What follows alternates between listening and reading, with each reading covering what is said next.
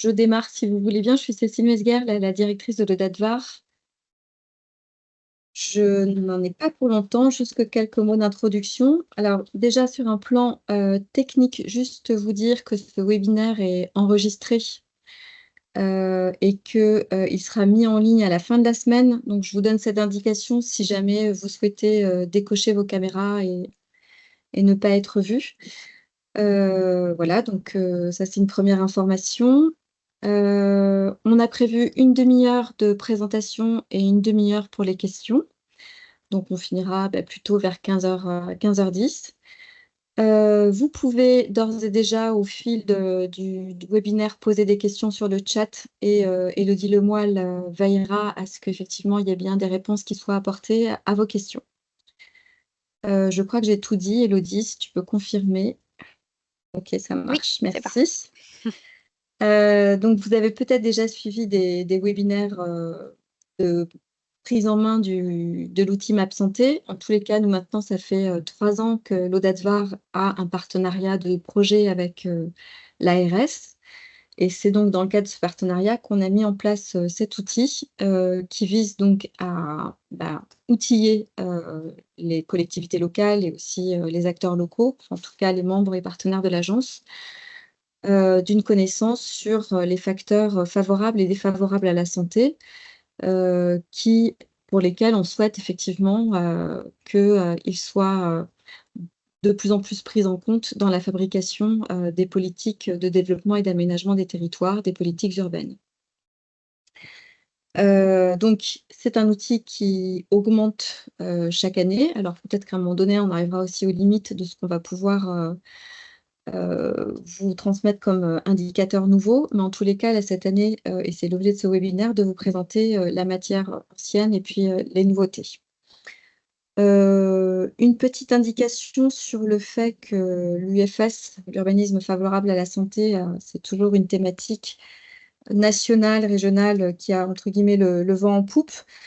Dans le cadre du plan régional santé-environnement, PRSE, je voulais vous signaler que les agences d'urbanisme portent en ce moment une action aux côtés de l'ARS, de la DREAL-PACA et du conseil régional pour mettre en place, déployer un réseau d'acteurs de l'UFS dans les territoires.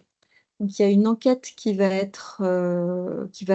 vous être adressée cette semaine, que vous verrez sûrement dans vos boîtes mail, qui a pour objet déjà de faire un état des lieux régional sur la manière dont cette thématique de l'UFS est comprise et concrétisée dans les actions portées par les collectivités et ou les acteurs de l'aménagement et ou les acteurs parapublics. Voilà. Donc c'est une enquête qui prend juste quelques minutes pour y répondre, donc on vous invite à bien vouloir y répondre. Voilà, je passe la parole à Aude pour ce webinaire, pardon. Bon webinaire, merci. Merci Cécile.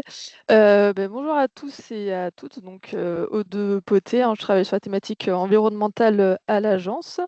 Et je vais vous présenter l'outil MapSanté. Simplement pour compléter un petit peu ce qui a été dit au début, la démarche d'urbanisme favorable à la santé, ça se développe à peu près depuis les années 2010. Et avec l'idée en fait de passer, on va dire, d'une santé, on va dire, curative, dont l'objectif c'est de soigner les maladies déjà existantes, c'est du coup d'arriver à une santé plutôt préventive, avec l'activité physique, l'alimentation qui va permettre de vivre en meilleure santé. Et donc l'idée c'est de pouvoir relier l'aménagement du territoire et la santé, et de voir comment en fait l'aménagement peut impacter en positif ou négatif cette santé. Donc voilà, donc sans perdre de temps, on va passer directement à l'outil. Hop.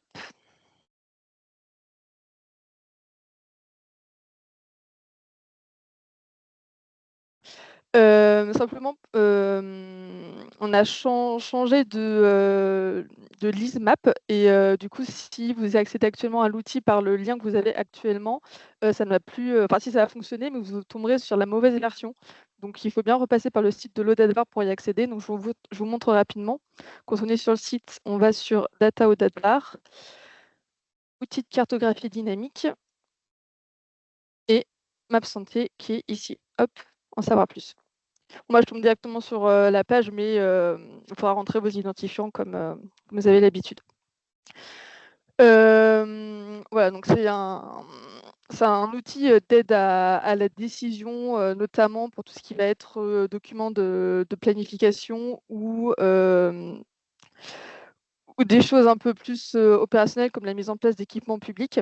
Et il ne faut pas le voir comme un outil qui va stigmatiser des zones où il y aurait plus de problématiques environnementales que d'autres. Il faut vraiment plutôt le voir comme un outil d'aide à la décision. Et qui va donner, on va dire, une première approche pour déterminer les déterminants de santé, donc qu'on peut voir notamment dans les éléments de légende. Donc, qui vont être l'environnement physique, le cadre de vie et aussi l'environnement socio-économique. Donc, cet outil cartographique dynamique, il va présenter des données brutes liées à la santé, ainsi que des indicateurs tirés de ces données brutes. Donc après, bon, ça reste des données qui sont un peu hors sol, pas forcément très simples à appréhender et dans un premier temps, qui ne vont pas prendre en compte le ressenti réel des habitants. Du coup, comme je le disais, ces déterminants de santé, bon, on retrouve l'environnement physique, le cadre de vie, l'environnement socio-économique et il y a aussi un quatrième pilier qui ici n'est pas pris en compte, ça va être la situation individuelle de chacun, donc qui va dépendre du génome, de son mode de vie, du sexe, de l'âge, etc. Et c'est des choses qui sont un peu plus difficiles à déterminer en termes d'aménagement du territoire. Donc, pour entrer dans le vif du sujet, on va commencer par explorer, on va dire, les premières données donc liées à l'environnement physique. Donc par rapport à l'année dernière, on va avoir de nouveaux indicateurs ici. Donc ça va être les alertes pollen. Bon, avant, simplement pour représenter comment fonctionne l'outil. Donc, à gauche, on a des éléments de légende avec des choses qu'on peut ici cocher et décocher pour les afficher. Et en bas, on va retrouver tout ce qui est fond de plan. Donc là, on a l'orthophoto, on peut mettre OpenStreetMap ou encore l'IGN. Voilà. Donc pour revenir sur les indicateurs, donc déjà, l'environnement physique, on a rajouté à la commune l'alerte au pollen. Donc ça va pas être quelque chose d'instantané au jour J, on va avoir les alertes au pollen, mais c'est plus pour avoir un peu un recul sur le nombre d'alertes qu'il y a pu avoir. Donc là, par exemple, on a sur l'ensemble du mois de mai, donc là on est sur la commune de La Mole, on a eu 24 jours d'alerte de pollen. Bon, après, c'est normal qu'il y en ait autant, c'est le mois de mai, c'est un peu la saison des pollens. Et donc, après ces données-là, on peut aussi retrouver, c'est des choses qu'on pourra mettre en place plus tard, on peut retrouver le type d'espèces végétales qui ont provoqué ces alertes. Donc, c'est des choses qu'on pourra développer un peu plus tard pour avoir plus de précision sur ce sujet. Voilà, après un peu de la même manière, on a les alertes qualité de l'air. Quand on a des alertes d'air moyen, dégradé, etc., dues notamment, ça va être donc le dioxyde d'azote, les particules fines et l'ozone. Donc après, un peu de la même manière, hein, on clique sur la commune qui nous intéresse, sur le petit rond. Et donc, on va avoir le nombre de jours par indice de qualité de l'air. Donc là, à Grimaud, on a eu une journée où l'indice était bon. Donc là, on est sur une année, donc 2024. 267 journées où il était moyen, etc. Donc ça, c'est pareil, on l'a pas reconnu, mais ça permet d'avoir un peu un aperçu de comment est la qualité de l'air sur une année entière.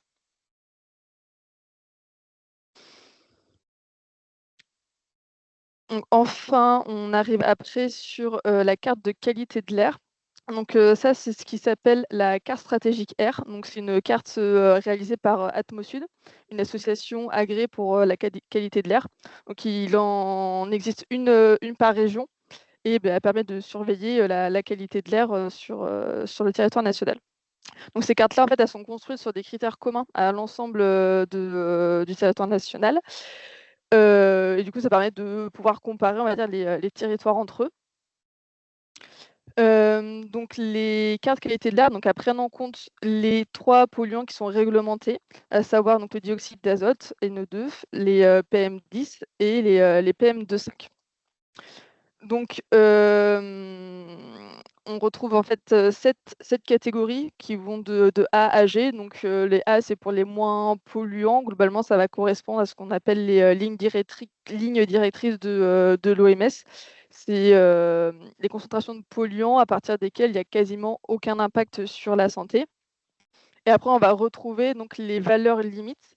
Donc, les valeurs limites, c'est les valeurs qui doivent être respectées à l'échelle européenne. Donc actuellement, on est sur celle-ci là qui est en rouge. Hop, si on zoome un petit peu, on va voir que il y a presque plus de zones, on va dire, dans le Var qui ont des concentrations de polluants qui vont dépasser ces valeurs limites-là. Par contre, après, à horizon 2030, en fait, ces valeurs réglementaires, elles vont diminuer. Et du coup, potentiellement, on va avoir une partie du territoire qui est le plus concernée par ces polluants. Donc là, si on est à 120% des valeurs limites, hop, on va afficher comme ça. Tac. Donc là, si on est à 120% des valeurs limites, donc globalement, sans grande surprise, on voit que ça correspond essentiellement en fait, aux grands axes routiers. Et par contre, après, si on est aux valeurs limites, là, finalement, on se retrouve quand même avec des zones importantes qui sont concernées par ces dépassements de seuil. Voilà, bon, après, sachant quand même que d'année en année, la qualité de l'air s'améliore. Donc, bon, mais il faut quand même garder un peu une vigilance sur ce sujet. Donc, ensuite, on retrouve des informations qui vont concerner la qualité des sols, donc avec les sites pollués. Donc là, c'est ce qu'on voit apparaître en rouge. Bon, on va peut-être aller voir sur un autre territoire. Si on en trouve. Hop, là, on en parle, par exemple. Donc là, c'est des sites reconnus comme pollués dus à une activité industrielle. Et donc, ça nécessite des études spécifiques et des prises en compte spécifiques lors de projets d'aménagement. Après, on va retrouver les sites BASIAS, qui sont en fait les anciens sites industriels et activités de service. Donc ceux-là, ils ne sont pas forcément pollués, mais il y a une suspicion de pollution due à des activités passées. Donc ça peut être une station-service, une station de lavage de voitures, ou enfin peu importe. Et donc là, potentiellement une pollution et de même si, il y a des projets d'aménagement qui vont se faire sur ce genre de site, il va falloir aller prospecter la pollution des sols.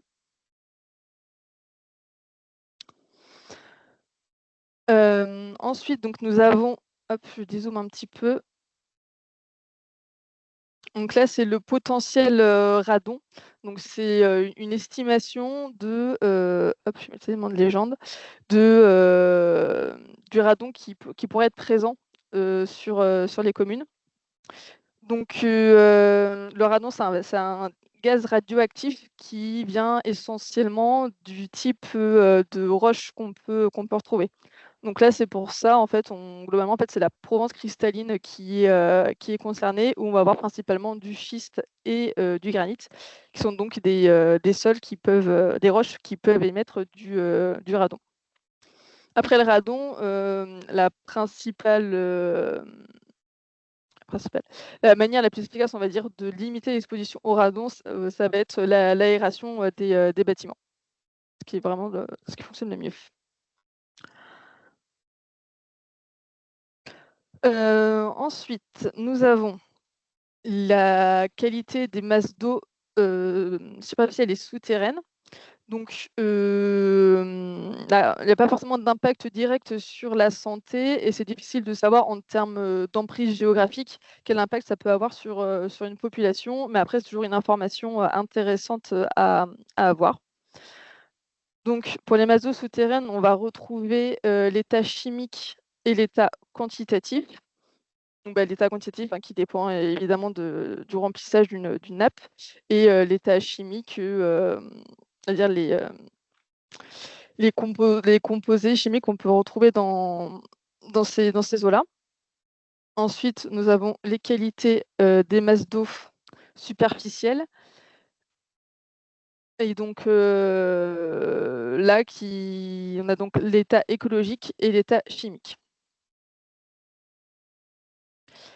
Après, nous avons des informations concernant les périmètres de protection de captage, parce que en fait, moi, un captage d'eau potable, il doit être protégé de tout ce qui va être pollution, notamment agricole et industrielle. Donc, on a les périmètres de protection immédiats, donc qui sont vraiment des périmètres très resserrés, simplement autour de la pompe.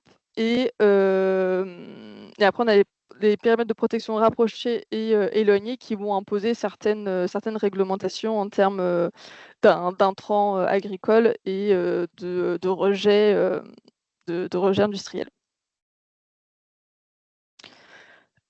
Et enfin, pour finir cette catégorie-là, on va retrouver les sites de baignade de l'ARS avec leur qualité, qui vont de excellent à insuffisant. La grande majorité des sites de baignade sont d'une bonne qualité.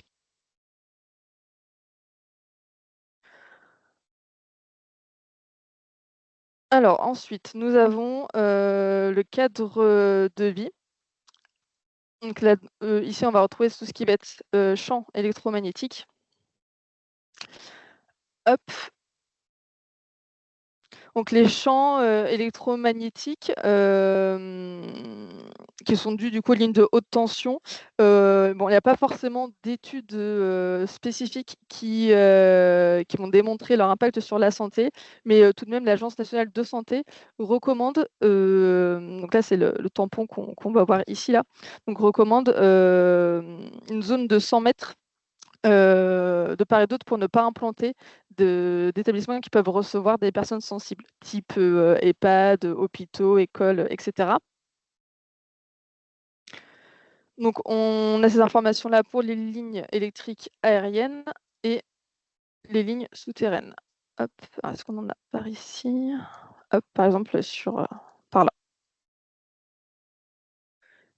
Et enfin, on a aussi les antennes électriques qui sont plutôt là mises à titre informatif, pour la même raison, c'est que bon, les champs électromagnétiques émis par ces antennes-là, bon, on ne connaît pas très bien encore les impacts qu'il peut y avoir sur la santé.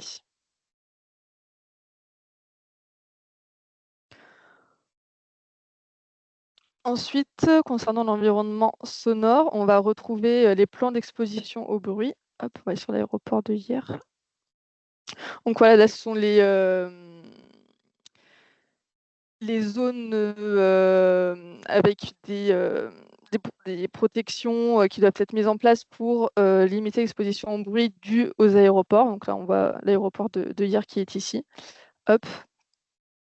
Donc plus on s'éloigne de cette zone et moins la réglementation va être importante. Et après, on a les zones de dépassement de seuil réglementaire pour le bruit. C'est-à-dire qu'il y a un nombre de décibels pour lequel normalement les populations ne devraient pas être exposées. Donc cette carte-là s'appelle la carte bruit stratégique. Elle est élaborée par l'État et elle est élaborée pour toutes les zones de déplacement terrestre. Donc les voiries routières, on en a aussi pour les voies ferrées. Hop.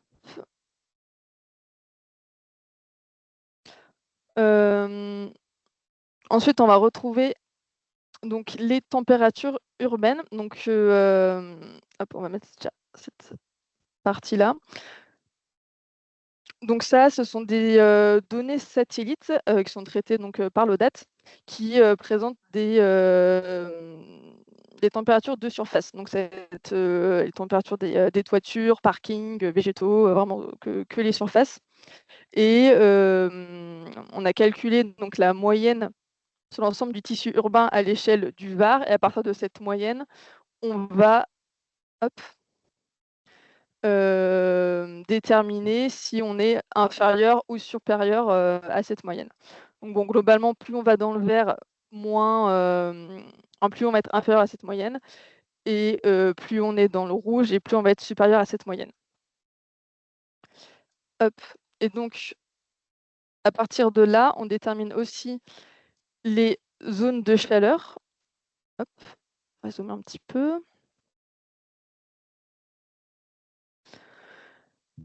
Donc ces zones de chaleur, c'est quand on va avoir une température supérieure à 3 degrés par rapport à la moyenne départementale, et que ça va être observé sur plusieurs années. Donc quand cette température supérieure à 3 degrés va être observée 3 années sur 8, 4 années sur 8, etc. Donc les zones de chaleur, c'est aussi quelque chose de très important à prendre en compte, surtout dans un contexte de changement climatique, où il risque de faire de plus en plus chaud. Et à contrario, on va avoir les zones de fraîcheur. Donc là, on va plutôt être sur des espaces végétalisés. Hop. Donc là, on n'a pas beaucoup dans ce secteur. Voilà. Ensuite, on retrouve ce qui va concerner la nature en ville. Avec donc des espaces verts publics en projet. Une typologie des espaces verts publics. Donc concernant ces espaces verts publics, en fait, il s'agit d'un travail mené par l'ODAT de recensement de l'ensemble de ces espaces à partir de différentes zones de données. Et il s'agit vraiment des espaces verts publics ouverts au public. Donc globalement, enfin, tout ce qui est parc et jardin public, quoi. Donc on ne va pas retrouver tout ce qui va être délaissé de voiries, alignement d'arbres, cimetières, etc. On est vraiment sur le parc public.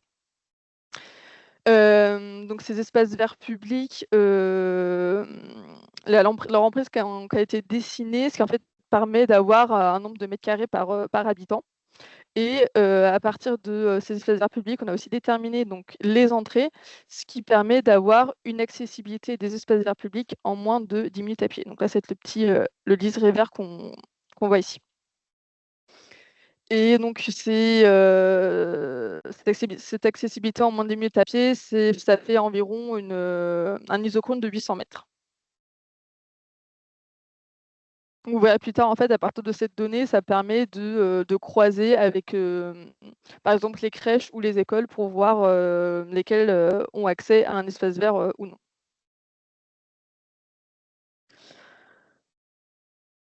Donc, concernant encore la nature en ville, on a le taux de végétalisation. Hop, avec quelque chose que je ne vous ai pas montré, quand on clique sur un élément de légende, non, c'est ici, hop, sur le petit i, on peut diminuer l'opacité pour voir un peu mieux ce qui se passe en dessous. Voilà. Voilà, donc ce taux de végétalisation, donc bon, ça va de 20 en 20, il est au carroyage INSEE, et de même, c'est une donnée qu'on peut croiser avec d'autres pour avoir des indicateurs, hein, ce qu'on vous montrera un petit peu plus tard. Voilà, après pour ce qui est plutôt de l'accès à la nature plutôt du week-end, donc on va avoir tout ce qui va être, on va retourner par là-bas, le sentier métropolitain de la métropole. Un petit problème, voilà. De la métropole de Toulon, le sentier du littoral, les chemins de grande randonnée et que si on cumule avec les pistes DFCI, on a quand même un maillage sur le territoire varois assez conséquent pour tout ce qui va être accessibilité à la nature des massifs forestiers.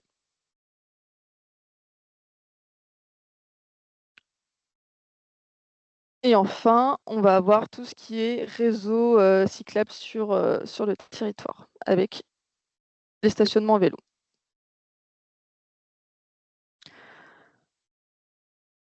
Hop, donc concernant l'environnement socio-économique, déjà on a essayé de faire un peu ressortir les populations plutôt sensibles aux facteurs environnementaux.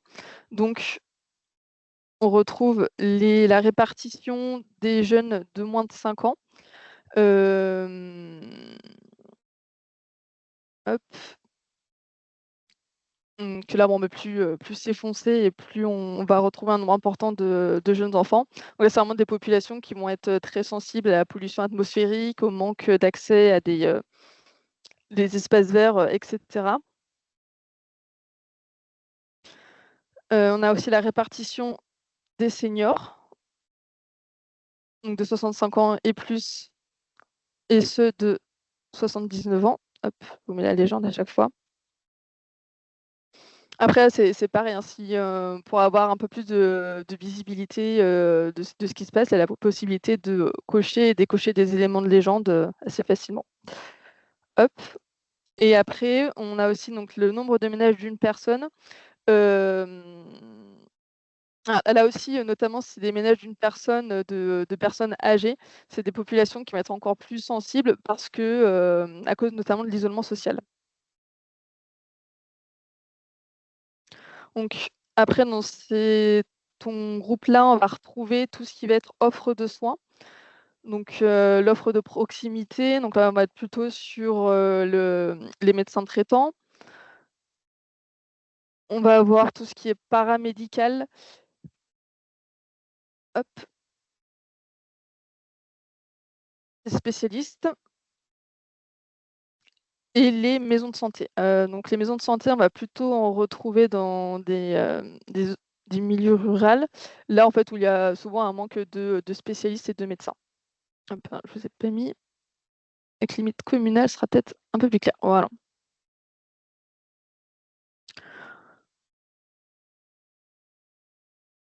Et après, donc en termes d'indicateurs d'accessibilité à la santé, hop, on a un taux d'équipement donc à l'échelle communale pour 1000 habitants. Donc là, on a sur la médecine de proximité. Donc globalement, ce qu'on peut voir, c'est que sans grande surprise, hein, c'est plutôt le littoral est plutôt bien doté relativement en fait à ce qu'on va retrouver dans le moyen et dans le Haut-Var. Là, les communes qui n'ont pas de couleur, c'est-à-dire qu'il n'y a pas d'offre en fait. On retrouve donc la médecine spécialisée, hein, donc bon, un peu comme dans l'autre cas, hein, les grandes villes et le littoral est mieux doté en fait, donc, que le moyen et le Haut-Var. Et enfin, l'offre paramédicale où là, il y a aussi beaucoup de disparités entre les communes et il y a encore moins de communes qui en sont dotées.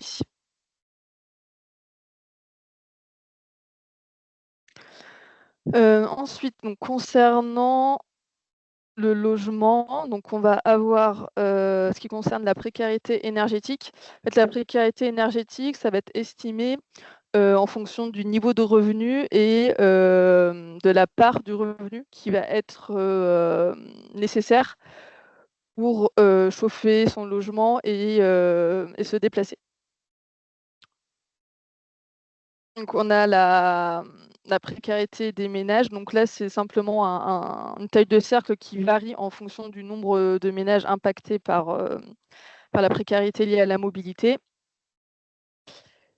Et après, on a à la commune, donc le pourcentage de ménages qui va être impacté par une précarité énergétique. Et donc là, cette précarité énergétique des logements va être plus importante dans le nord du Var. sans doute liés à des niveaux de revenus moins importants et des logements peut-être plus anciens et plus grands qui vont nécessiter plus d'énergie pour être chauffés. Donc,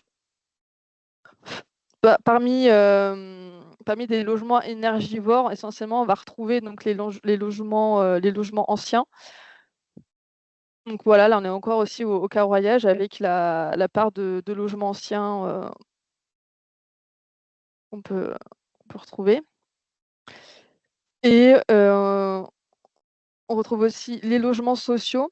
Alors là, c'est pas forcément lié à la précarité énergétique, c'est que ce sont aussi en fait des quartiers qui peuvent être assez avancés en termes d'urbanisme favorable à la santé.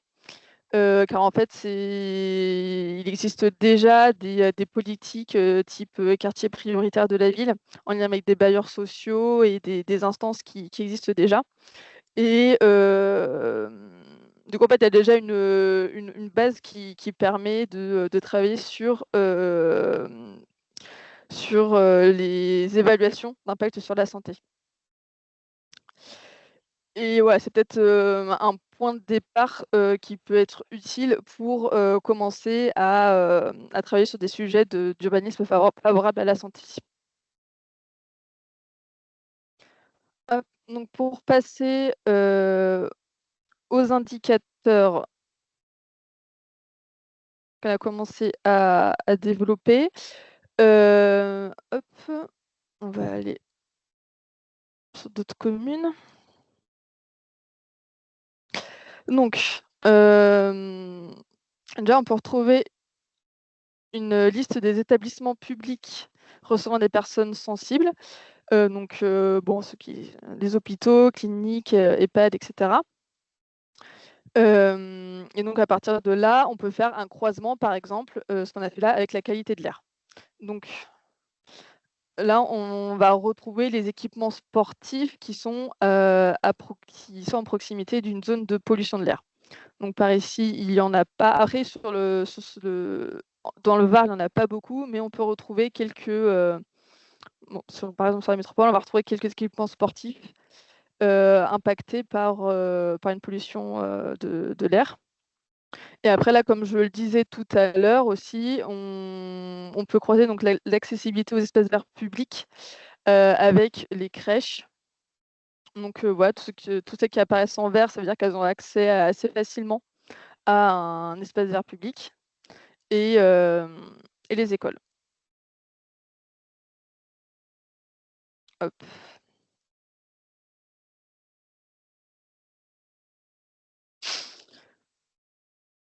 Donc ensuite, on a des indicateurs un peu plus globaux. Donc celui-ci qui est déjà développé depuis un certain moment, donc c'est l'indice vigilance santé qui est à la parcelle. Donc bon là vous voyez il apparaît en grisé, c'est-à-dire qu'on ne zoome pas assez en fait pour pouvoir le voir. Donc hop, on va zoomer un peu. Un petit moment d'affichage, voilà. Donc cet indicateur, c'est pour un peu aider à la prise de décision lors, par exemple, de l'implantation d'un équipement public, notamment qui va recevoir du public sensible. Par exemple, si vous avez le choix entre plusieurs parcelles, vous pouvez regarder lesquelles sont les plus ou moins impactées par des problématiques environnementales. Donc, parmi ces problématiques environnementales, on va prendre en compte le bruit, la pollution atmosphérique, la pollution des sols, les champs électromagnétiques, les zones de chaleur et la carence en espaces verts. Donc,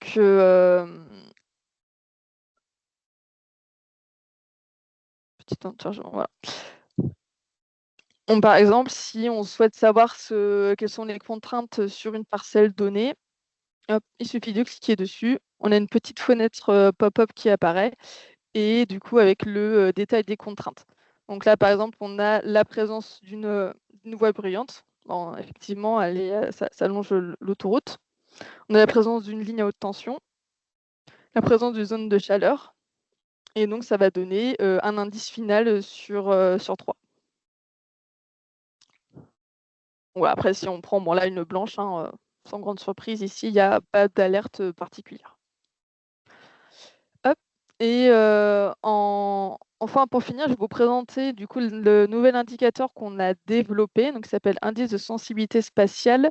Mais avant ça, je vais passer sur un petit PowerPoint pour vous expliquer un peu comment on l'a construit, et je vous le présente après sur le LISMAP. Hop. J'arrête le partage 2 minutes. Tac.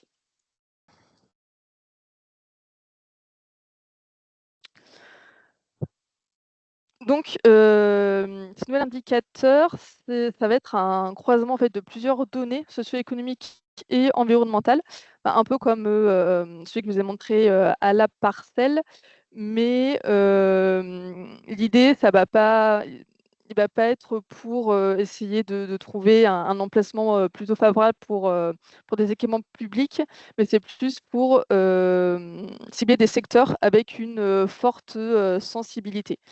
Que ce soit en termes du coup de personnes sensibles, donc avec un indicateur socio-économique qui va prendre en compte l'âge et le niveau de revenu, et des variables environnementales. Donc on va retrouver le bruit, la pollution atmosphérique, l'accessibilité aux soins médicaux, l'exposition à la chaleur et l'accessibilité aux espaces verts. Donc cela, en fait, chaque variable va être notée sur 5 et on va se retrouver avec une note totale de 0 à 30. En sachant que, en fait, plus la note va être élevée, plus la sensibilité va être forte.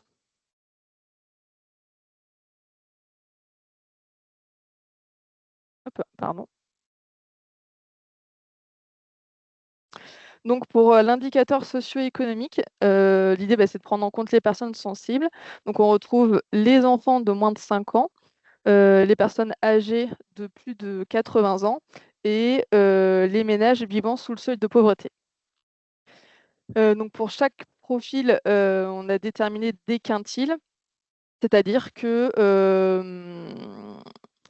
pour 0 à 20 des carroyages INSEE, on va attribuer la note de 1, et donc là, c'est là où on va retrouver en fait le moins, de moins de personnes, et pour 80, pour le dernier pourcentage, là, on va retrouver plus de personnes, on va attribuer la note de 5, pardon. Donc ça, c'est réalisé pour chaque profil de personnes, et ce qui va donner une note sur 15, qui est après divisé par 3, ce qui va donner du coup une note sur 5. Bon, je vais aller un peu vite, mais après, n'hésitez pas à poser des questions si vous n'avez pas tout compris, hein. Voilà, pour l'indicateur d'exposition au bruit, donc là, on va se baser en fait sur la réglementation nationale, avec les courbes isophones. Du coup, plus en fait on va avoir des valeurs de décibels importantes, et plus on va attribuer une note importante. Et donc à chaque fois, en fait, ça va être pondéré par rapport à la surface qui va être impactée par la zone de bruit. Si par exemple, on a 50 de la surface qui va être de 65 à 70 décibels et 50 de la surface du carré qui va être de 70 à 75 décibels, on va faire du coup 3 divisé par 2 plus 4 divisé par 2, pour donner un exemple rapide. Donc concernant la pollution atmosphérique, on a pris en compte la carte stratégique air. Donc quand on est en dessous des valeurs limites, que ce soit 2030 ou celle actuelle, on est à 0, et après, plus on a une concentration de polluants atmosphériques, plus la note va être importante. Après, comme pour le bruit, à chaque fois, c'est pondéré en fonction de la surface du carreau. Donc, concernant les équipements de santé, pour l'instant, on a attribué une note en fait en fonction de la distance en voiture de ces équipements. Donc, si on a accès en moins de 10 minutes en voiture un grand équipement de santé, que ce soit hôpitaux et cliniques, on va avoir une note de 1. Et si on a plus de 60 minutes, on va avoir une note de 5. Voilà. Après, on a conscience, en fait, à partir du moment où on met 60 minutes, finalement, ça couvre quasiment tout le VAR. Et voilà, de toute façon, c'est encore un indicateur qui va mener à évoluer. Et donc là, ce qu'on aimerait aboutir, c'est d'avoir une note en fonction de la diversité des équipements médicaux et aussi de prendre en compte l'accessibilité en transport en commun. Et bon, pour l'instant, on est resté sur l'accessibilité en voiture. Donc concernant l'exposition à la chaleur, donc là, on a encore une note sur 5 qui va être en fonction du nombre d'années où on va observer une température supérieure de 3 degrés à la moyenne départementale. En fait, c'est comme sur sur l'indicateur qu'on retrouve sur le map santé, mais sauf qu'au lieu d'être sur 8 années, là, on va être sur 5 années, ce qui permet d'attribuer une note. Si on a une année sur 5, bah, c'est 1, 3 années sur 5, c'est 3, etc.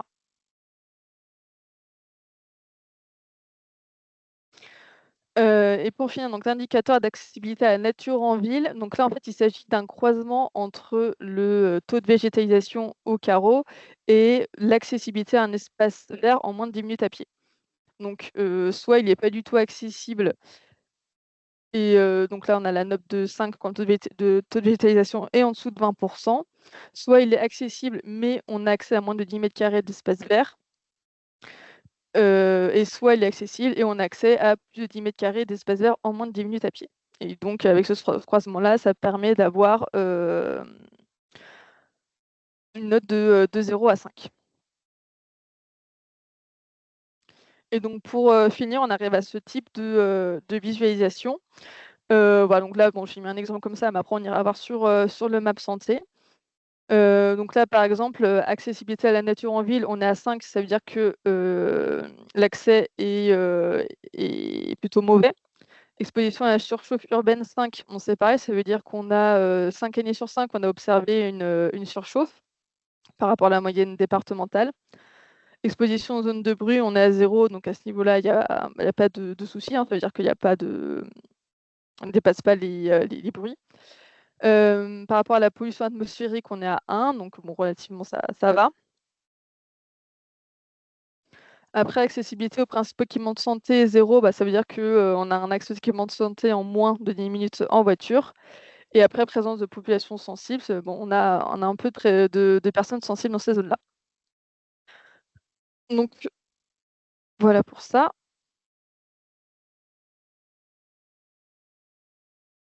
Donc, si je retourne.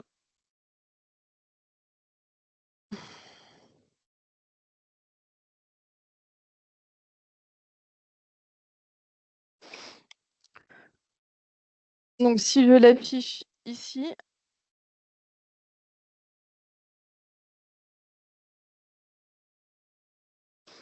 Donc là, on a bon, le carroyage 200 mètres sur 200 mètres. Avec ici donc les notes, plus c'est foncé, plus les notes est élevée. Hop, la possibilité de régler l'opacité. Hop, et voilà, si on clique sur un carreau, bon, hop, au hasard, on va aller ici. On va avoir donc le détail de la notation. Donc là, nature en ville, on est à 3, ce qui est plutôt pas mal. Il n'y a pas de surchauffe urbaine, il n'y a pas de trop de bruit. En termes de pollution atmosphérique, ça va aussi. Et qu'il y a un accès aux équipements de santé assez facile.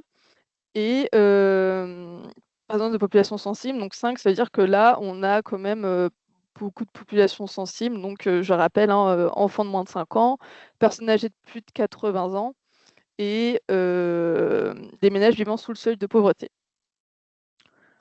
Donc voilà, avec cet indicateur, ça va permettre en fait de repérer assez rapidement. Attends, je remets. On va dire des zones plutôt sensibles et peut-être de cibler ces zones prioritairement pour des projets. Voilà, par exemple, si on va dans le centre de Toulon, on a globalement une accessibilité assez, moyenne. Pas de surchauffe urbaine, voilà, une exposition au bruit moyenne aussi, ouais, etc., quoi. Donc voilà, j'ai fini de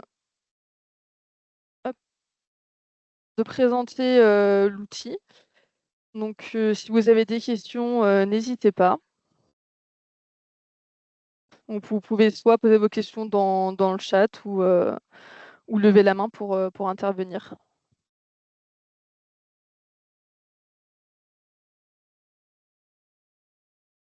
Alors, il n'y a pas eu de questions dans le chat pendant le webinaire, donc n'hésitez pas à lever la main. En attendant, je vous ai remis le lien vers l'outil et pour ceux qui ne l'ont pas déjà fait pendant le webinaire, vous pouvez m'envoyer un mail pour avoir les codes d'accès.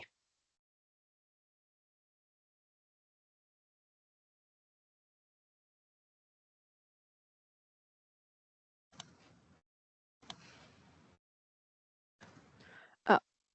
Oui, bonjour Bonjour. Arnaud Deleur, merci pour cette présentation. J'avais une question concernant la donnée que vous stockez dans votre application. C'est une donnée qui est stockée en base de données, qui est aussi disponible via des web services. Quelle est la grande majorité des données que vous exploitez dans l'application? Alors, je vais tenter de répondre, mais je pense que Sébastien sera plus à même de répondre. Mais en fait, globalement, c'est stocké sur un serveur externe. Et bon, j'en sais pas beaucoup plus. Donc, si Ce que je Sébastien voyais, souhaite. vous aviez, par exemple, pour être un peu plus concret, vous réutilisez de la donnée de Atmo, donc c'est de la donnée raster. Je suppose que vous n'allez pas chercher à stocker cette donnée-là sur votre serveur, mais que vous allez plutôt exploiter du web service pour être peut-être plus facile à l'utilisation. Ouais. Est-ce qu'on peut avoir une réponse de Sébastien? Oui, bonjour. Des mascottes. Je suis là. Je peux répondre. Alors, l'essentiel des données, donc on travaille, on a une base PostgreSQL sur un serveur qui est hébergé en externe. On a installé l'application et toutes nos données sont stockées dans une base PostgreSQL. Pour ce qui est, par exemple, la donnée pollution, on ne fait pas appel directement au WMS. On a travaillé la donnée de façon vectorielle, de façon à pouvoir faire les croisements. Voilà. Sinon, on aurait eu des difficultés pour croiser les données entre raster et vectoriel. C'est possible, mais on a préféré procéder comme ça. Donc là, c'est de la donnée vectorielle. Et pour générer éventuellement des flux WMS, donc déjà l'application, si jamais il y a des besoins, elle est transposable, enfin elle est utilisable dans vos sites internet. C'est une possibilité. Et on peut générer des flux WMS que vous pouvez utiliser pour intégrer éventuellement dans vos applications. Je ne sais pas si j'ai répondu à la question. Si, merci.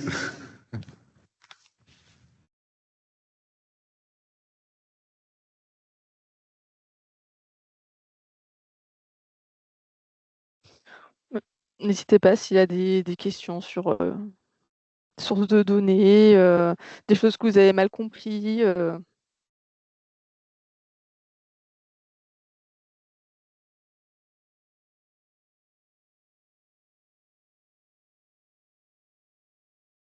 Ok, bah écoute, dans ce cas-là, Aude, on va peut-être pouvoir clôturer ce webinaire. Tout à fait. Voilà, mais je vous remercie pour votre présence et j'espère que cela vous a un peu inspiré. Donc, on